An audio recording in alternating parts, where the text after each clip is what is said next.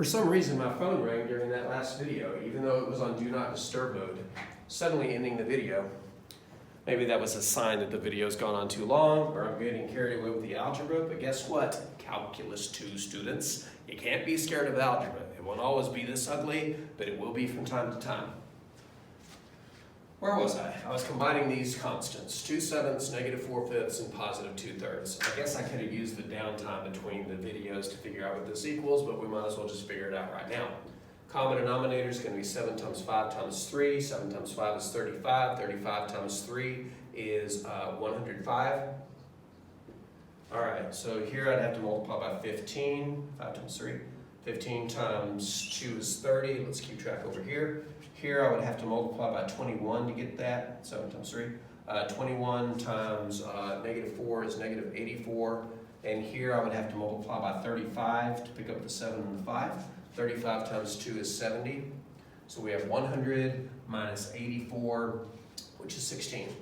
And that fraction is irreducible. So now we have this answer.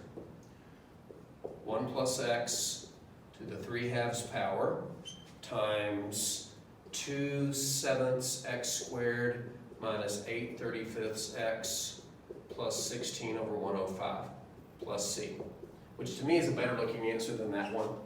It has no more parentheses in here. And because I had to kill that and start a new video, and I don't want this video to be ridiculously short, which is, what are we at now, the 1 minute mark, something like that? Almost 2 minutes. I'm going to show you another move that some authors do. And another reason I'm doing this is because if you're doing the work out of the book, then the answers to the odd problems are in the back.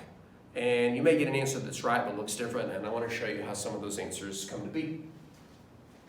What could you possibly do to make this better? Well, the answer is take the sum of the 3 fractions and make it 1 fraction by getting a common denominator, which in this case would be 105. To turn a 7 into a 105, I'd have to hit it with a 5 and a 3. That's a 15. If I hit this with a 15, it would become a 30. So we'll get 30x squared up top. To turn a 35 into a 105, 35 is already 7 times 5, so I just have to hit it with a 3. 8 times 3 is 24, minus 24x, and then plus 16. Now, what's the advantage to that? Well, now that everybody's over a 105, I can pull out the 105 as a common factor, and while I'm at it, everything on the top is a common factor of 2, which would leave a 15x squared, a minus 12x, and a plus 8. So, probably the quote-unquote best answer. He's like, will this problem ever end?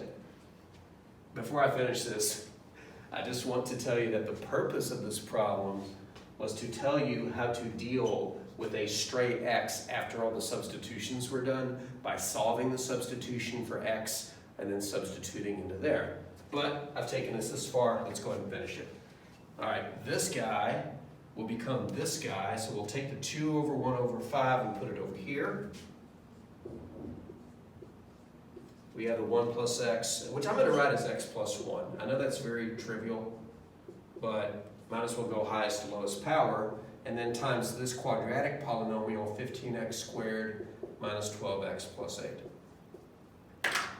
This book is notorious, the book I'm using right now, I don't know what book you're using, if you're watching this, you're not in my class, but this book is notorious for having problems that have weird-looking answers that are different than what you would expect that are correct.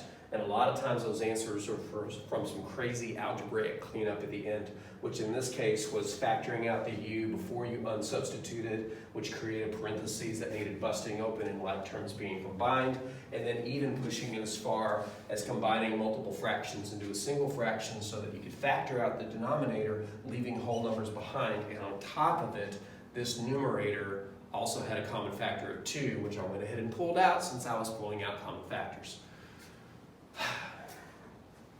And that ends the Calculus 1 review. We did not cover everything in Calculus 1, but I covered the things that I think are going to be most useful as we begin Calculus 2.